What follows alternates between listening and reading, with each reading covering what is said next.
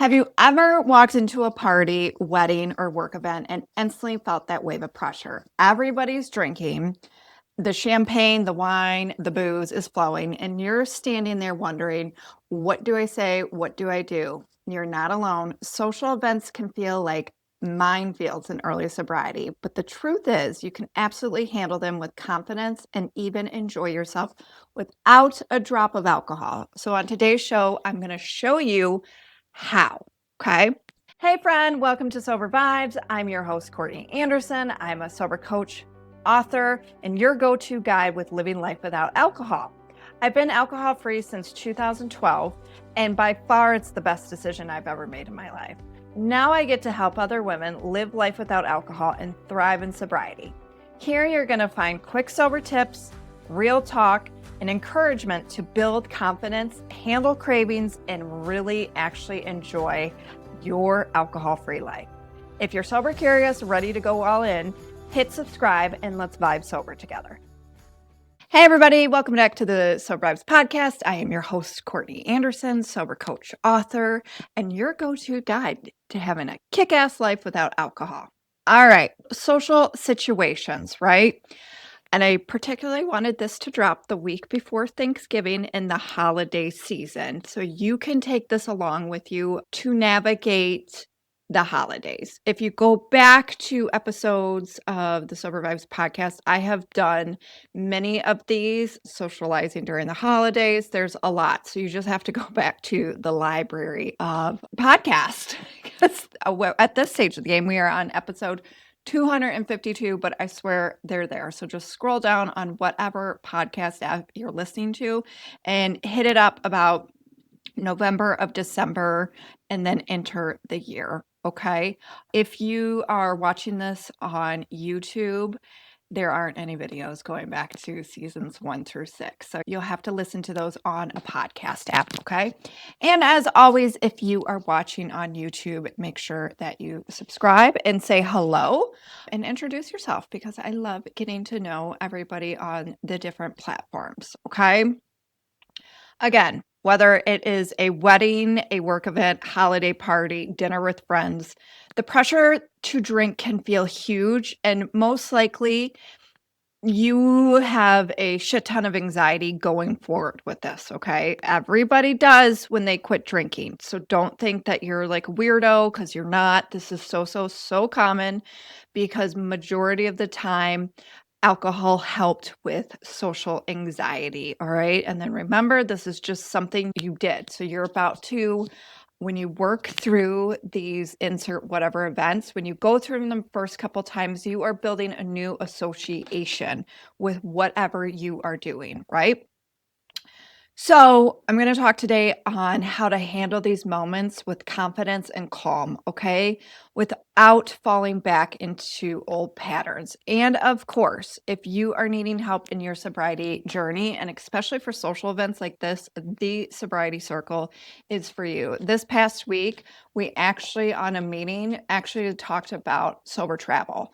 And we get into strategies, accountability, and there's community in there, okay? And it's a small group of women. I'm always going to keep that community small. So you have the opportunity, if you want to be seen and heard. Because when you're in a group over like 300 people, that is not the case. And I'm very much involved in the Sobriety Circle. So you can visit the link in the show notes below or go to my website, CourtneyRecover.com.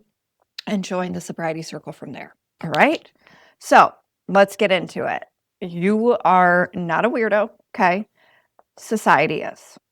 And now, when I say this, it's because alcohol is so embedded and ingrained into our society, it is sickening. And you will not understand that until you give up drinking alcohol and see it for what it is. All right. It has been here for decades upon decades upon decades. So we have to start flipping the script on this. You're not the odd one out for not drinking. Society has just made alcohol the default, and you have gone into default mode for many, many years because that's what you thought you needed to do, right? Every event from weddings to networking, right, has normalized drinking as fun. to a fault, like, where it's especially those networking events. The number amount of times that I've been hammered when I was working, like, no boss should ever see an employee like that, and no boss should get really fucked up with their employees at this stage of the game in 2025. Like, because just a bunch of inappropriateness happens, and also too, you lose your street cred, especially for women. If you get messed up at a holiday party, guess what they're going to remember you for? How effed up you got at the Christmas party circa 2020. I'm sorry, bad year. We didn't have any holiday parties in 2020. Let's say 2018, okay? And you will be remembered for that your whole career. All of the stuff that you work so hard for to try to prove yourself has just gone out the window because you made a mess of yourself because, quote unquote, you couldn't handle your alcohol, right? Like there's Sally from accounting who can't handle her alcohol. And now it's no longer there's Sally from accounting who is an amazing employee and this, and this. It's true. People remember this shit. People will remember it, and it's a strike against you.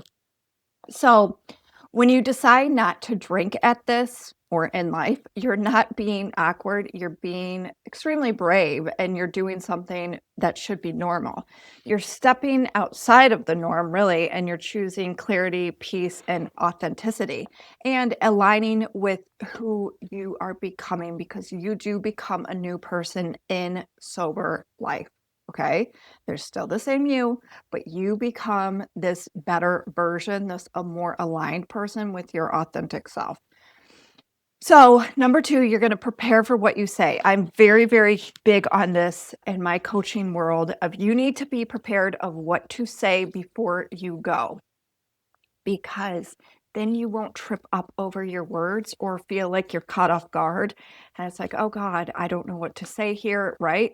So this is an easy way to reduce anxiety at events, is to plan again what you'll say ahead of time. You do not need a speech. You just need a couple calm responses in your back pocket. All right. So here's a couple. I'm good. Thanks. Sticking with this tonight. Not drinking these days, but I'm all about the snack. If you want to throw in a little humor, okay? I feel way better without it. You need to keep this short and confident and keep it light. That's what I'm saying. If you go back to the humor, humor always wins. And if you go back to the humor of it, of like, no, I'm good with just snacks, like, it's funny. It's funny. You do not owe Sally from accounting. If she is asking you what you're drinking and what's in your glass, you do not owe her your story. And I will say this over and over and over again. Not everybody deserves your story because they do not know how to handle it. You could sound like you're trauma dumping to Sally from accounting when it was like not a big deal to her, right?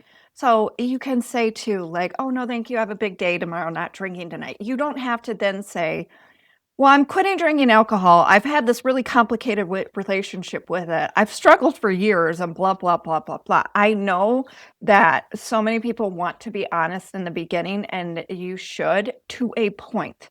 Again, you sometimes giving your story away is almost giving your power away. True story. Because it's going to be met with somebody who doesn't understand boundaries and does not understand a world without alcohol, because perhaps they have a problem. Then when you present that to somebody who has a drinking problem, you are then met with ridiculous statements like, I don't know, what do you do for fun? Huh? Oh, what do you mean you're never going to drink again? And for you in that moment, it's going to be really hard because you are probably thinking, is this forever, when you are 2 weeks sober? Okay. So we like to do a lot of things around here with not overwhelming yourself. So please, dear God, at this stage of the game, share with somebody that you trust, even if it's just your mom for the time being. But these other people, you don't have to give them all the details. Okay. You just don't. At weddings, at Christmas events, at birthday parties, you just don't, they don't need it. It's just as simple as that. Like, I'm not drinking. Even too, when we were talking about sober traveled the other day, and also too, one member is going on a cruise, and she had to tell her friends. And at that point, and these were good friends, it's like just say to them, I'm not drinking right now. And that is all you have to say. Don't have to go into the future, because future tripping gets very overwhelming. And I talk about that too in my book. You have to stay in the present and just today. Stop thinking about 3 years in advance when you don't have these plans lined up yet, okay? Because again, the person you are at day 7 is not the same person you're going to be at day 450. This is facts upon facts. What happens to that person is you become more confident within yourself day after day when you choose not to live life without alcohol. And when you make that one boundary with yourself, you begin to form self-trust. And self-trust is what's going to turn you around. So thinking about anything in the future, it's just wasted energy at this point.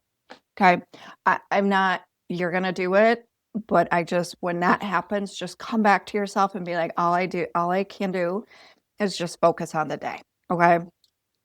Also, too, the less you explain stuff, and this also goes back to yourself in your active relationship with alcohol, because you're so used to over-explaining to overcompensate your drinking and your actions. And I will tell you this, the less you explain, the less awkward it gets.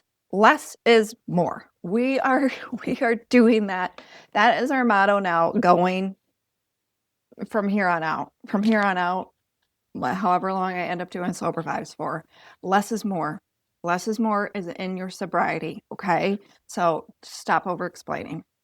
It makes it totally more awkward. And then yourself, you get awkward. So practice before you go. This is a great one too. You can control what's in your hand. This is a secret trick for you. Have something in your hand from the start, right? Whether it be a soda water with lime, a mocktail, an NA beer, a coffee, a Coca-Cola Classic.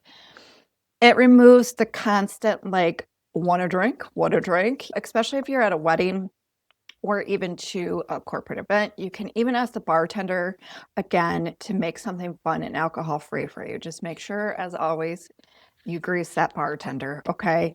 I can't tell you how many times people had asked me to do that in my bartending days. And like some, because they knew either when I went back to bartending sober, they knew I didn't drink. And then they would come up to me and be like, kind of tell me their story, which of course I didn't mind because I got it. But they were out there participating, and they're just like, especially too when women get pregnant women. And I could always tell too when a woman was in that first trimester how they would ask, because there's a pattern. And I just have to say that from the years of working with Gen Pop, you really get to know human behavior and pattern down to a key, especially when you observe. So the bartenders will hook you up. Also, too, before you go, I just told a one-on-one client of this. Pick a mocktail that you like, that maybe perhaps you make at home. Pick one that doesn't have any spirits in it, and then pick one that does have the NA spirits, okay? Because not every place is going to be hip to the streets with having NA spirits. But at least if there's no mocktail menu, you can be like, oh, can you make this for me?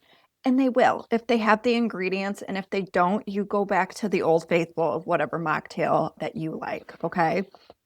So you get options too, even being a person now who doesn't drink, right? Number 4, you have to handle the inner pressure. Peer pressure isn't just always from others, and sometimes it's from us, right? It's the little voice that says, maybe just one won't hurt.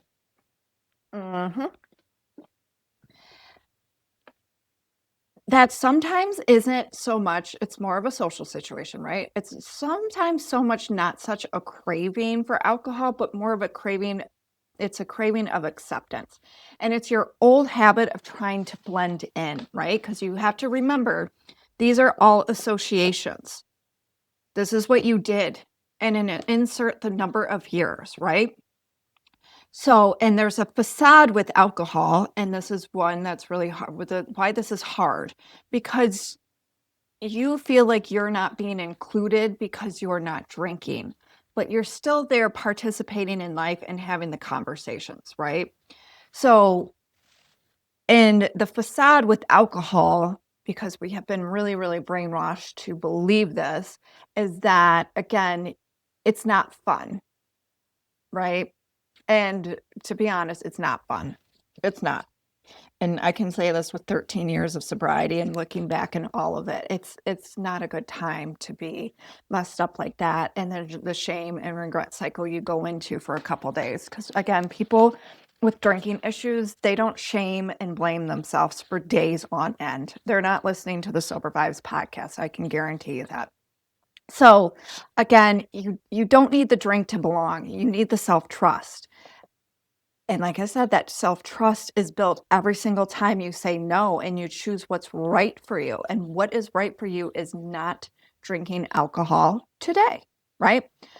Set boundaries and have an exit plan. You don't have to stay there all night. If the energy and the mood start shifting where people are going on to planet Pluto and you're like, good God, get me out of here, it's okay to leave early. You can give yourself permission to protect your peace, okay? Plan your ride home, drive yourself, right? Text a sober friend. If you're in the sobriety circle, you can put it out into our sober support circle and say, hey, I'm going for an hour and I'm going to text you when I get home just to keep accountable, right?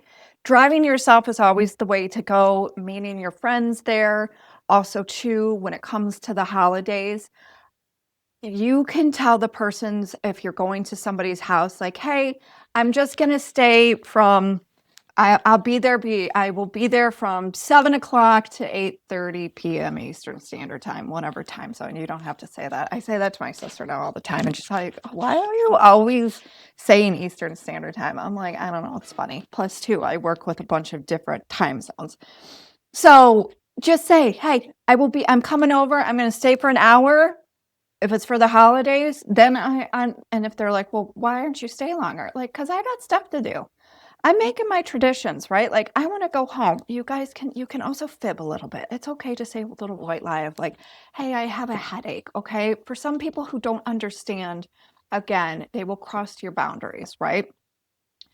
So you can add in the extra accountability for yourself, right? And now you have to redefine fun on what fun is on your terms. So fun without alcohol isn't boring. It's the life you need to live, right? You can connect more honestly with people. You can actually remember the nights. Again, you'll realize that you never needed alcohol to have fun. Alcohol became an escape. It became a coping mechanism. You just need the confidence and clarity within yourself. And it's going to take a little bit of time. I'm not going to tell you that once you stop drinking alcohol, it's like, la-di-da, my life became all better. The F it didn't, okay? It becomes better though. But that first 30 days is not really a fun place to be. And if anyone's telling you it's a fun place to be, they're lying. It just because there's so much you now have to you have to adapt to. And that's why those first 30 days and you're detoxing, like it's hard and you're at a heightened state with everything. So just know it will get better, but you definitely have to build that self-trust and you proving to yourself too that you can do it. So you got this. So again, next time you're at a party or wedding or work event, holiday party, remember this, the pressure is only temporary, but your peace will be permanent. You don't need alcohol to enjoy your life, okay? You just need to show up as your real grounded self and participate. That's why that 60-minute rule I created, that is why that is great. You can go participate for 60 minutes. It's enough to fill your fun tank and your social tank for the time being. Will it always be like this? No. But for anybody in those first couple months, maybe first year, because every first 2 years, everybody's different. And every social event is different, right? Like, especially too with your work one, you might be like, I don't even want to go hang out with these nerds.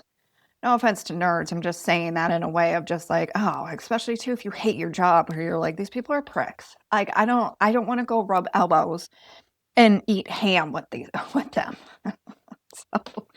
So a wedding could be really fun for you, right? But then like work parties, you're like, oh, because everybody's awkward at work parties.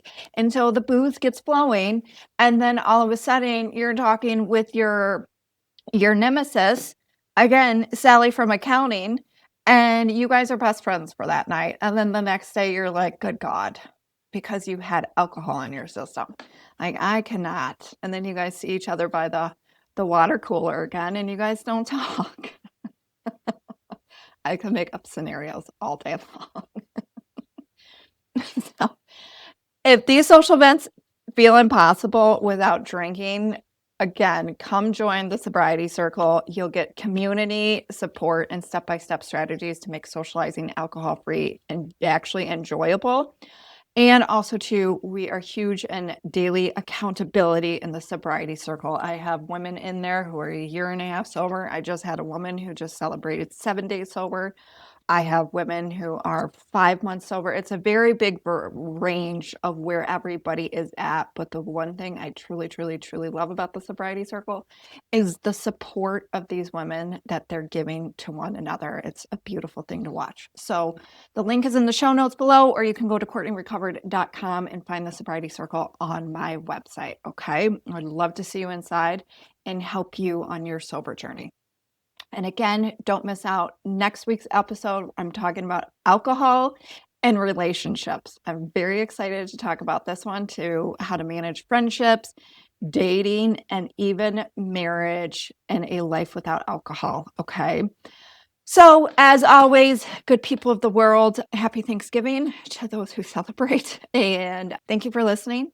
As always, please rate, review, and subscribe to the show /follow wherever you listen to these on my YouTube channel. Make sure, even if you don't watch the podcast on YouTube, make sure that you do subscribe to that, because I want to start doing videos on there, but I'm waiting for a certain amount of subscribers so I can get this party going. So I would like 300 subscribers to start doing these videos, and I need your help.